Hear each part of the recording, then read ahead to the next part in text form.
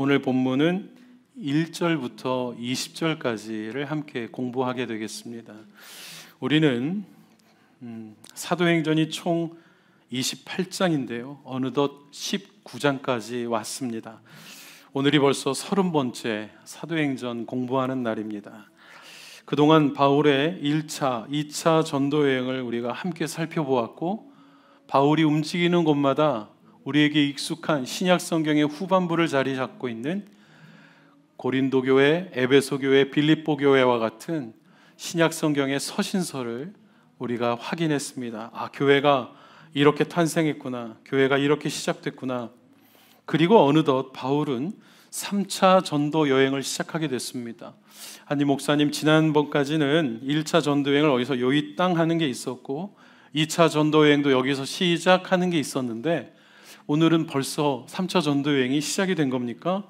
그렇습니다. 지난주에 우리는 고린도에서 두려움을 만나 그 두려움을 극복하는 바울의 이야기를 공부했었는데, 그 이후에 바울은 여러 지역을 거쳐서 드디어 오늘 우리가 지도에서 확인하는 에베소에 도착하게 되었고, 그동안 1차, 2차 전도 여행은 복음을 전하고 믿는 자들의 가정에서 교회가 시작되는 이야기들이었다면, 3차 전도 여행은 그들이 다녔던 지역을 다시 돌아보고 굳건히 다시 세우는 시간이었습니다.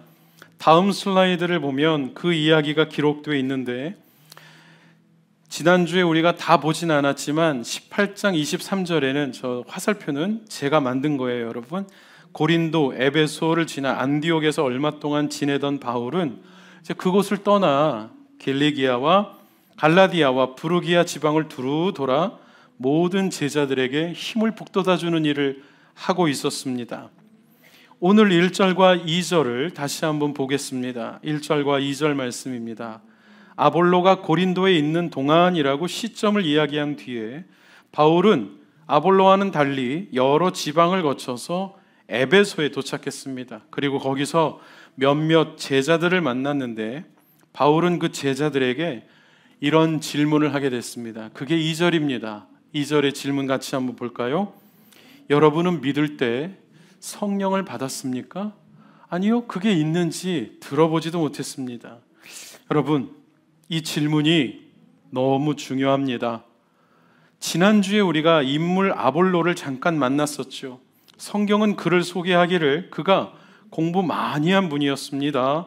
학식이 풍부한 분이었고, 게다가 성경도 너무 잘하는 분이었습니다. 또한 그는 거짓 교사와는 달리 훌륭한 교사였고 예수님에 대해서도 정확하게 가르칠 줄 아는 사람이라고 드물게 아볼로를 막 칭찬했습니다. 그런데 아볼로가 하나가 모자랐어요. 이 하나가 완성되어야 진짜인데 그게 모자랐습니다. 그게 뭐냐면 요한의 세례까지만 아는 거예요. 세례 요한이 어떻게 복음을 전했죠? 회개하라, 천국이 가까이 오고 있다. 세례 요한이 가르치고 있던 가까이 오는 그쪽에는 젊은 예수가 저벅저벅 걸어오고 있었죠. 예수가 오고 있다라고 말하지 않고 하나님의 나라가 오고 있다고 했어요. 세례 요한의 역할은 들러리였던 거예요. 세례 요한의 역할은 선발대였던 겁니다. 그가 회개하는 세례를 베풀고 그 세례를 받은 사람이 다음에 받아야 될 세례가, 내 뒤에 오시는 분은 내가 감당치 못할 분이시니 나는 물로 세례를 주지만 그분은 불과 성령으로 세례를 주시는 분이다. 그분을 만나야 한다고요. 그분을 만나야 한다고요. 그런데 아볼로는 훌륭한 교사이고 성경학자고 학식도 풍부하고 겸손한 사람이었지만 하나가 모자랐어요. 근데 그 모자라는 하나가 치명적인 결점이었습니다. 요한의 세례까지는 알았지만 예수님이 말씀하신 예수의 이름으로 회개하고 세례를 받을 때 성령이 임재하시는 성령 세례는 아볼로는 알지 못했던 거예요. 성도 여러분, 나는 다 알고 있다고 생각하겠지만 그렇지 않습니다. 성경이 나를 온전히 증명하게 해야 합니다. 성경이 나를 정확히 볼 수 있도록 허락해 드려야 됩니다. 이 정도면 인생 살 만큼 살았고, 이 정도면 공부할 만큼 했고, 이 정도면 경험할 만큼 했고, 이 정도면 뭘 좀 아는 것 같습니까? 그렇지 않습니다. 성경이 나를 비추도록 허락해 드려야 됩니다. 아볼로가 그랬습니다. 그걸로 완전한 줄 알았지만 그렇지 않았다고요. 성경이 나를 점검하게 해야 하다고, 성경이 나를 비추어 줄 수 있도록 내가 무엇이 모자라고 내가 어디를 향해 잘못 가고 있었는지를 성경을 통해서만 나를 보게 해드려야 됩니다. 그걸 본 사람이 평신도 부부 브리스길라와 아굴라였습니다. 브리스길라와 아굴라가 바울은 떠난 뒤에 아볼로의 설교를 듣는데 여보 너무 말씀 좋다, 너무 잘한다, 너무 은혜롭다, 다 다가와. 그런데 서로 쳐다보며 여보 저분이 이건 모르는 것 같아. 그게 바로 예수 그리스도의 세례와 그때 주어지시는 성령의 충만함, 그게 아볼로에게는 없었어요. 이걸 브리스길라와 아굴라는 알았어요. 그래서 그들은 아볼로를 돕고 싶어 했죠. 어떻게 해요? 집으로 초대했어요. 그리고 감히 교인 부부가 목사를 성경 공부 시켜준 이 놀라운 일이 벌어지게 되었습니다. 여러분 그럴 수 있습니다. 목사가 다 알지 않아요. 성도님들이 목회자를 도와줄 수 있어야 됩니다. 가르쳐 줄 수 있어야 됩니다. 더 뛰어난 평신도여야 합니다. 하나님의 은혜가, 하나님의 말씀이 여러분에게 있다면 말이죠. 여러분의 자녀가 여러분을 부끄럽게 하는 게 아니라 너무 가슴 뛰게 하는, 아빠 이건 내가 알아요, 엄마 이건 내가 알아요. 여러분 사실 그걸 바라고 계시잖아요. 아볼로는 어디 이 평신도 부부가 감히 그러지 않았습니다. 겸손하게 받아들였고 아볼로에게는 이것이 엄청난 선물이 되었는데 조금 일찍 나타났네요. 지난 본문의 이 18장 28절에는 이런 말씀이 기록되어 있어요. 아볼로가 브리스길라와 아굴라 부부를 만난 뒤에 아볼로는 이제 성경을 가지고 예수가 그리스도시다라는 것을 보여줌으로써 공개적인 자리에서 유대 사람들을 향해 강력하게 논증할 수 있게 되었다. 여기 강력하다가 잘 짜여진 방법이다. 그러니 막무가내로 한 것도 아니고, 요즘 한국의 청문회 보면 막무가내로 싸우는 사람들의 모습을 보죠. 그게 아니라 논리가 있고 뒤로 물러나지 않고 흔들리지 않고 혼란스러워하지 않는 견고한 믿음의 사람이 되었다는 것입니다. 성도 여러분, 믿음은 그렇게 소유하는 겁니다. 무턱대고 믿고 무조건 믿습니다 하고 아무데나 가는 게 아니라 누군가 나에게 복음이 뭐냐고 물어볼 때 답할 수 있어야 합니다. 누군가 나에게 죽은 사람이 살아나는 게 말이 되느냐, 어디서 열심히 연구한 반기독교적인 반그리스도적인 내용을 가지고 나를 공격할 때 흔들림 없이 이야기할 수 있어야 됩니다. 한국에는 최근에는 안상홍 증인회라는 하나님의 교회라고 이름을 가지고 있는 이단이 집집마다 방문하죠. 그런데 이 사람들이 어느 집을 방문을 했는데 하필 그 집에 계시던 분이 올바른 신학을 정립하는 데 힘쓰고 있는 젊은 신학자의 집이었어요. 유튜브를 운영하는 분이었어요. 이분이 그 안상홍 증인의 분들이 유월절을 지켜야 한다는 얘기를 마구 쏟아내는데 너무 궁금해져서 집으로 초대를 했습니다. 그리고 모르는 척하고 자기가 이제 그냥 종교에 관심 있는 사람인 척하고 여러분의 이야기를 좀 들어보고 싶은데 나중에 복습하기 위해 영상을 좀 찍어도 되겠느냐. 물론 얼굴은 자기만 나오게 하고 왜 유월절을 지켜야 된다고 그렇게 강조하느냐. 그리고 정말 예수님은 누구냐에 대한 질문을 계속해서 해나갔는데 쩔쩔매는 거예요.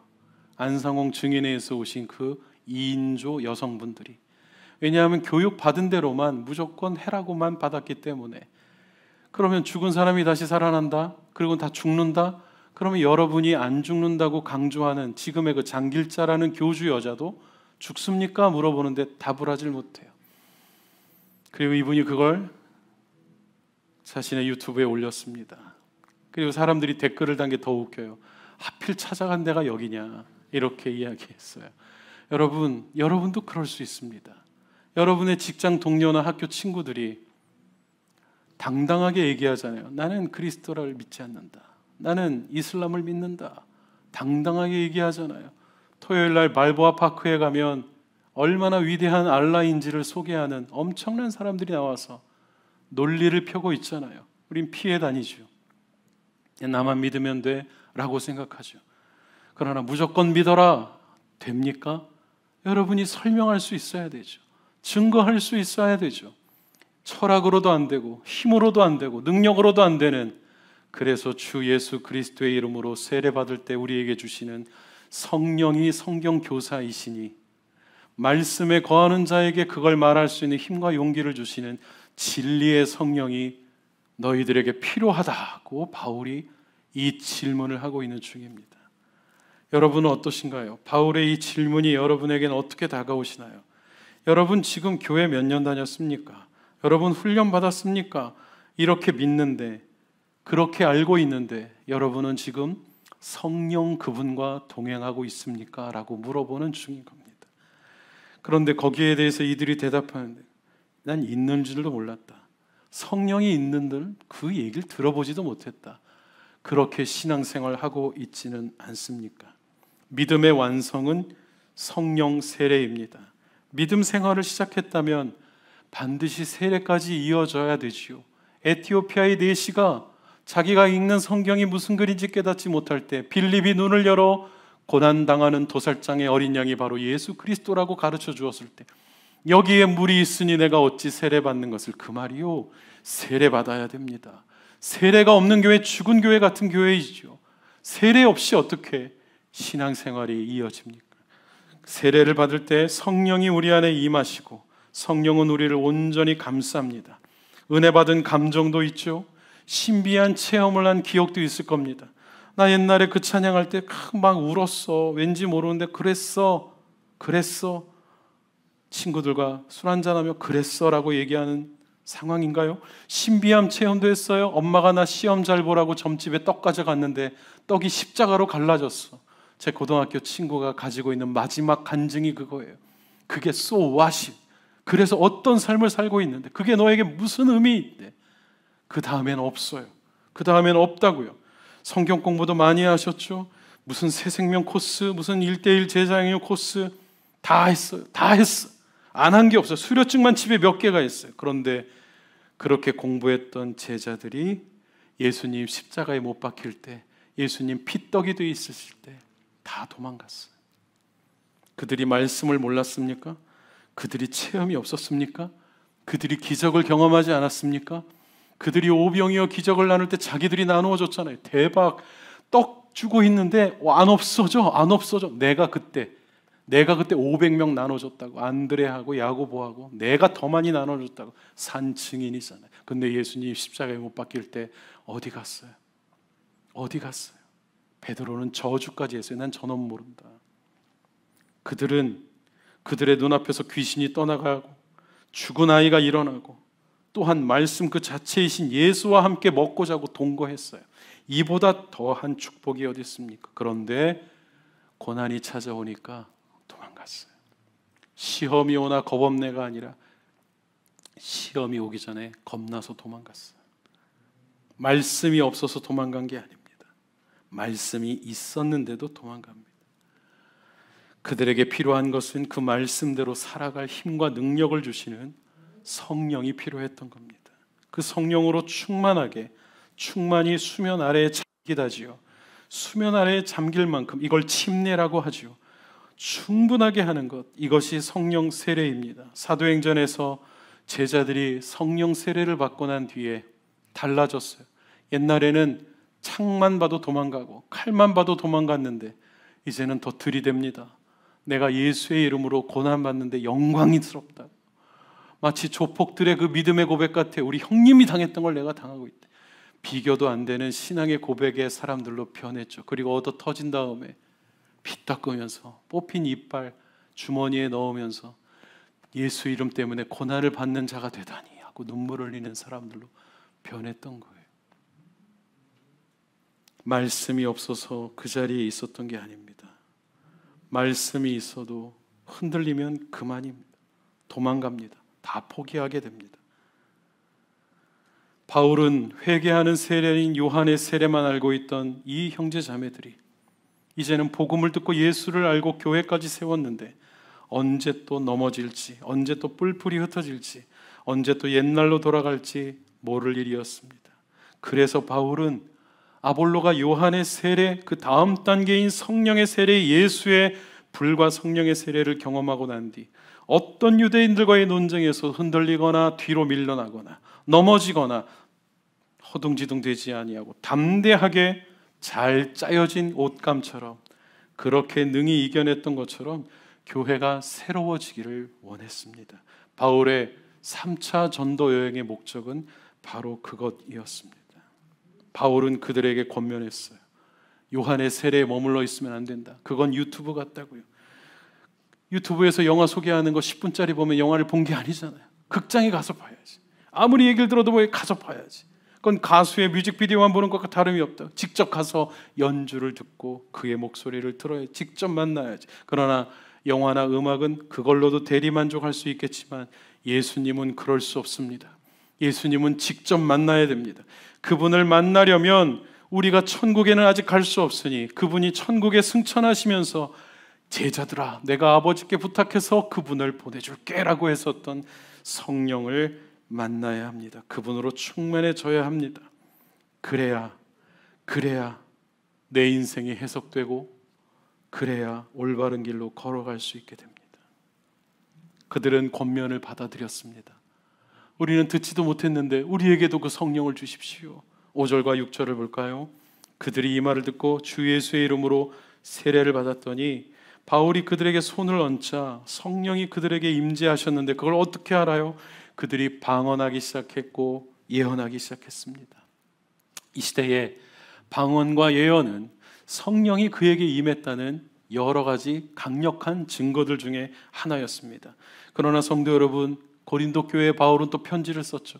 방언이 전부가 아니라 방언 못하는 사람이 더 많다. 성령 충만하면 갑자기 안 하던 예언을 하고 갑자기 안 하던 기도를 하는 게 아니라 자녀들은 방을 치울 것이다. 엄마의 요리는 더 놀라워질 것이다. 성령 충만하면 아빠는 더 부드러워질 것이다. 더 나이스해질 것이고 더 젠틀해지고 더 부드러워질 것이다. 더 겸손해질 것이다. 더 쓸데없는 말을 안 할 것이다. 성령 충만하면 반듯한 인물이 될 것이다. 성령 충만하면 손 떠는 게 다가 아니고 갑자기 울랄랄랄랄라 하는 게 다가 아니라고 바울은 가르쳐 주었습니다. 바울은 이 일로 인해 놀라운 격려를 받게 되었는데 3개월 동안이나 하나님 나라에 대해서 설교하는데 아무런 방해가 없었어요. 이건 역사상 가장 긴 사역의 시간이었습니다. 3개월 동안이나 회당에서 말씀을 증거해도 하나님의 역사가 일어나고 있었습니다. 아마도 바울의 사역 역사상 가장 긴 설교의 시간이었을 겁니다. 그런데 이게 또 그렇게 안 끝나잖아요. 사도행전은 우리에게 늘 뭐가 기다리고 있다. 9절 말씀 같이 볼까요? 마음이 딱딱하게 굳은 사람들은 말씀을 거부하고 오히려 공공연하게 바울과 가르침을 비난했습니다. 앞선 구절만 먼저 잠깐 보자면 이 구절에 익숙한 개역 성경은 그들이 마음이 완고해졌다, 마음이 굳어 순종하지 않았다. 이 단어가 점점 굳어져 갔다인데 간경화가 그거죠. 점점 굳어져 가는 거죠. 나중에 딱딱해지는 거죠.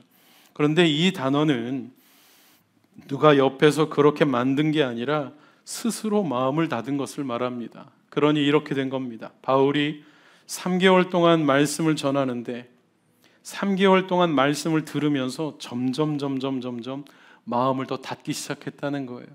저는 어제 마지막 말씀을 정리하면서 이 구절을 다시 보는데 너무 안타깝고 기가 막히고 슬프고 이해가 안 됐습니다. 아니, 말씀을 들으면 마음이 굳었던 마음이 녹아지고 딱딱했던 마음이 풀려야 되는 게 아닌가? 아니, 그것도 바울이 했으면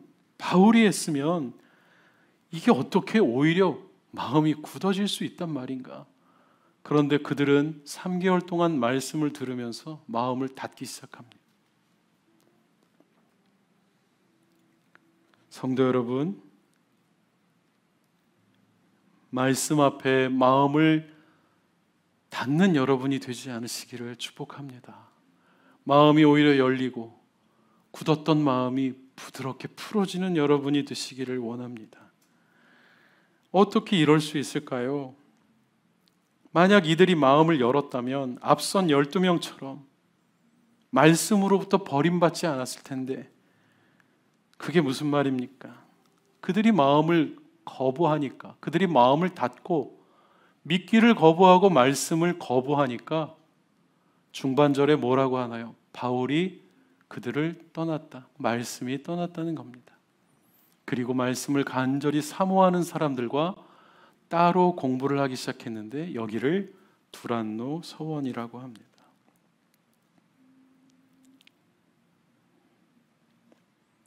두란노 서원 어떻게 생겼을까요? 지금 현장에 가면 그 터만 남아있는 장소를 확인할 수 있죠.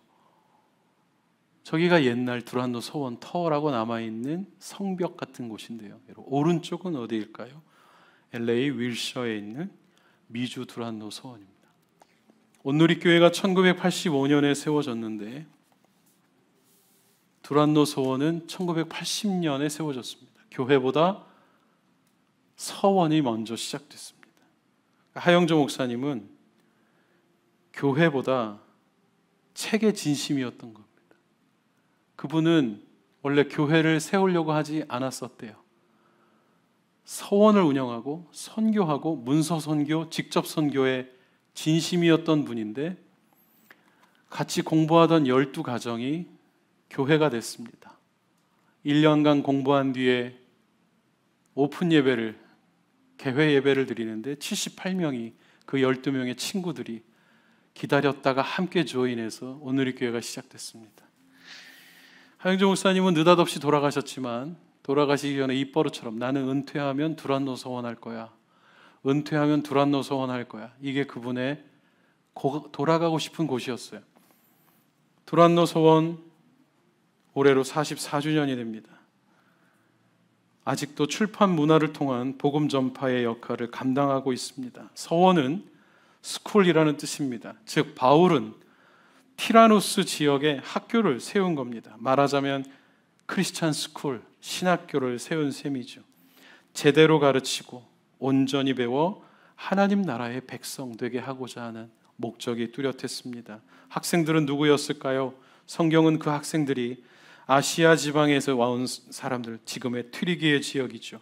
또한 전 세계에 흩어져 있던 디아스포라 유대인, 그리고 그리스 사람들, 헬라인, 즉 이 학교는 다인종 다문화 신학교였습니다. 바울은 이 학교에서 2년 넘게 가르쳤어요. 어쩌면 바울은 에베소 지역의 추억이 너무 행복할지 모르겠습니다. 그 이유가 또 있습니다. 이 무렵에 바울의 능력이 엄청나게 배가가 됐는데 12절 말씀 같이 한번 볼까요? 사람들이 그의 손수건이나 앞치마를 갖다 얹으면 병이 낫고 귀신이 떠나갔대. 바울의 앞치마가 있었다면 최철민 집사님에게 빨리 드렸을 텐데. 그런데 그 앞치마가 그런 앞치마가 아니었어요. 여러분 주방에서 에이프런 하시죠? 여러분의 앞치마를 자녀들에게 얹으면 병이 낫는 역사가 있기 전에 세탁부터 하셔야 되나요? 그런 앞치마가 아니라 가죽 공방하는 사람이었잖아요. 근데 저것도 좀 멋있게 만든 거지, 그냥 허리춤에 넓게 펴는 무릎 위에 뭘 할 때 하는 그 정도의 납작한 앞치마였습니다. 손수건은 뭘까요? 손수건은 이런 손수건이 아니라 유대인들이 땀을 닦기 위해 손목에 두르고 다니는 헝겊 쪼가리, 그 땀 냄새 나고 사람 냄새 나는 그 쪼가리를 사람들이 병자에게 얹으면 귀신이 놀라서 떠나갔대요. 여러분 이게 어떻게 가능할까요? 여러분은 이 구절을 읽을 때 어떻게 이런 일이 있지라고 어떤 묵상을 하셨습니까?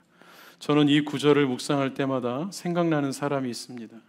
그분은 한국에서 기타를 고치는 형제입니다.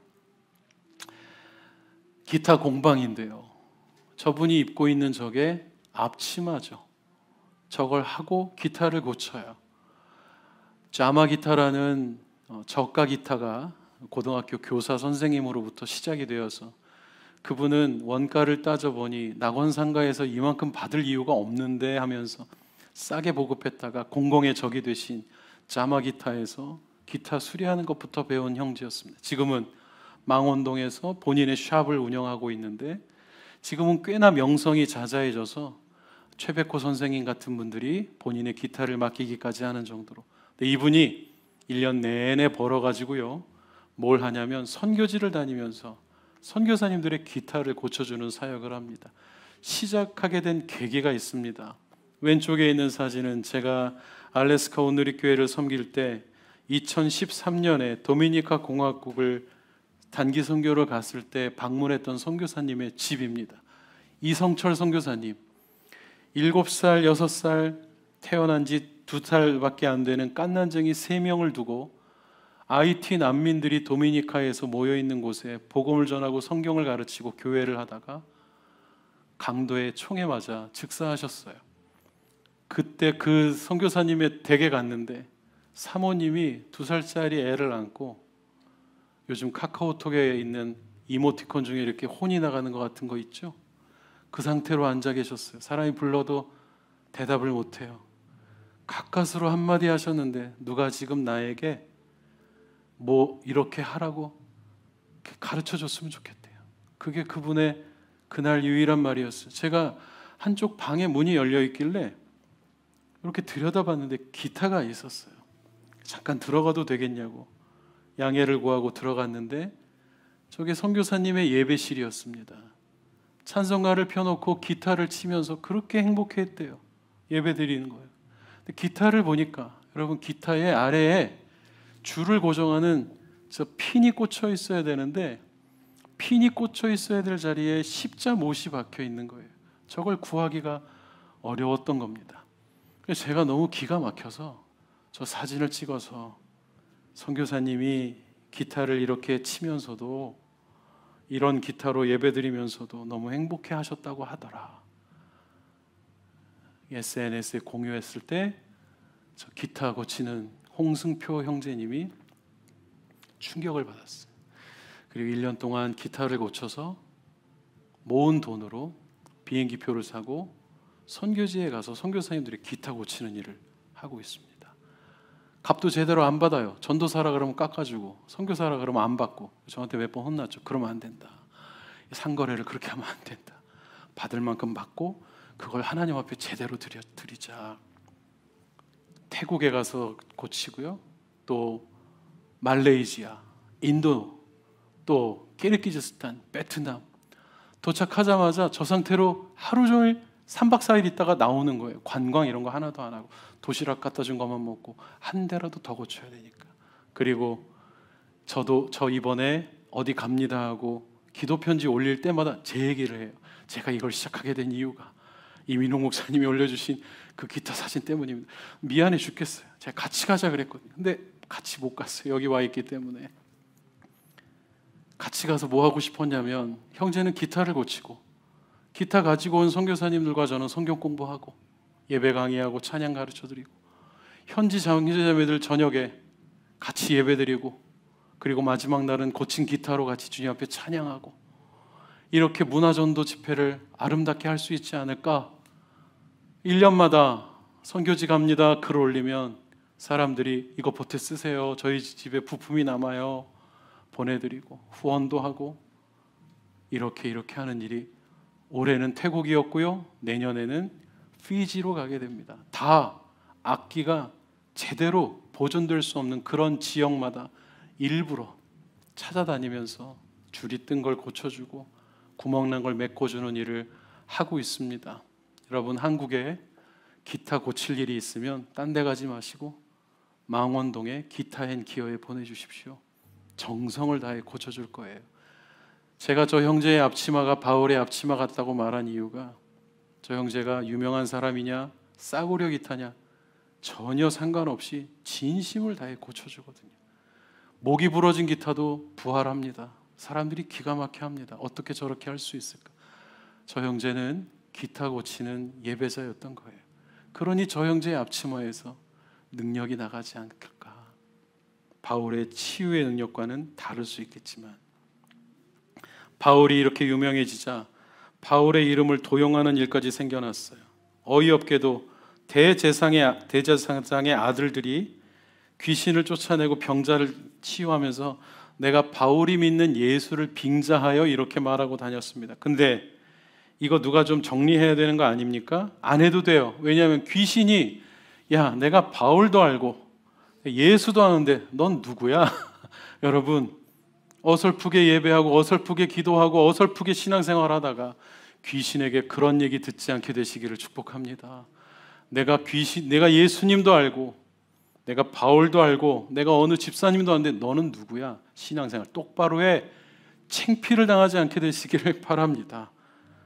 그리고 이 친구들은 온몸이 발가벗겨져서 치도건이 매를 맞고 도망다니는 신세가 됐어요. 이 일이 엄청난 일을 가져왔어요. 그 마을에. 오늘 본문 말씀에 19절 말씀을 보십시오. 이 일 때문에 마술을 하던 많은 사람들이 자기들이 샀던 모든 마술책을 다 모아서 불태우자고 했는데 자그마치 5만 드라크마가 되는데 이걸 오늘날 환산하면 억지 환산이죠. 그러나 대략 40억 원 정도가 된다고 해요. 엄청난 일이 벌어졌죠. 그런데 여러분, 이게 20세기에도 있었습니다.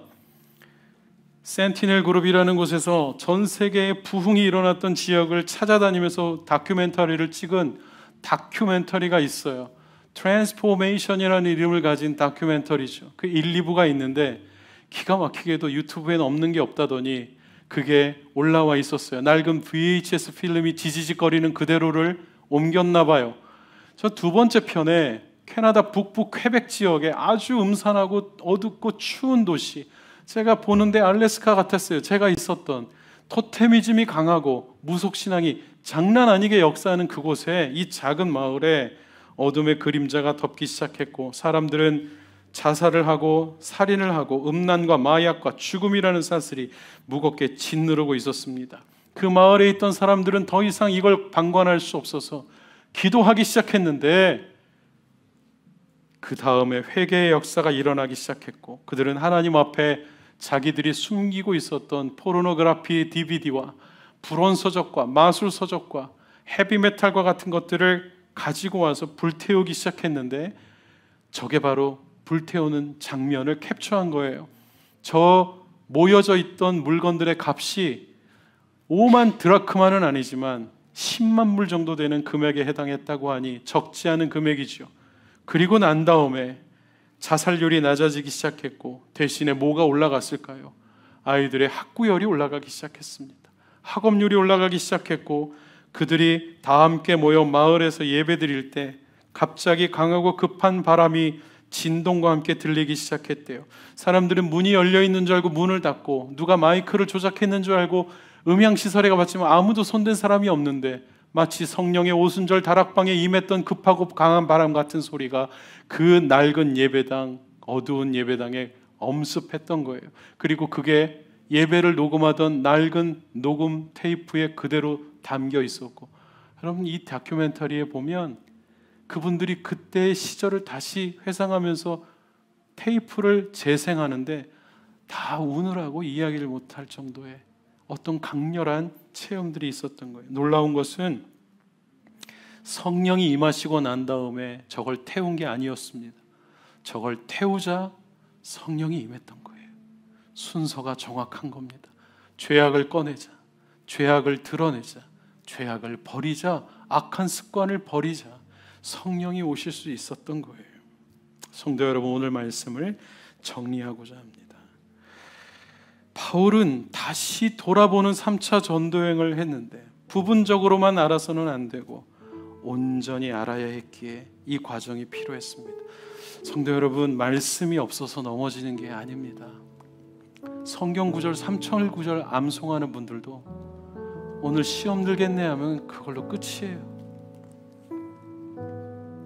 복음이 없어서 흔들리는 게 아니었습니다. 바울은 베드로와 야고보 저 사람들이 다 십자가 앞에서 도망갔던 말씀의 사람들이라는 것을 너무 잘 알고 있었습니다. 성령이 필요합니다. 성령이 진리의 교사이시기 때문입니다. 조금 전 언급했던 퀘벡 지방의 그 사람들도요, 마약, 술, 음란을 저지르면서 매주일 교회 다녔던 사람들이에요. 그러나 그들은 죄를 숨기고 있었던 것이죠. 성도 여러분, 어디까지 와 계신가요?